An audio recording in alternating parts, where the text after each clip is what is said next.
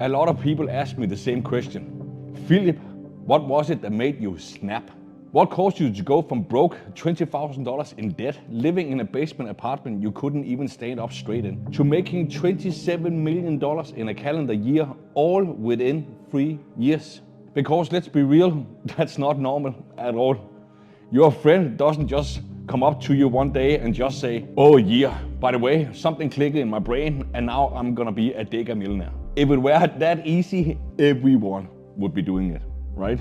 But it wasn't easy and it didn't happen overnight. There was a moment, a mental shift so powerful that it flipped my entire reality upside down. One day I was wasting my life stuck in an endless cycle of partying, debt and complete failure. And the next, I was obsessed, locked in and unstoppable. And that obsession turned into millions of dollars.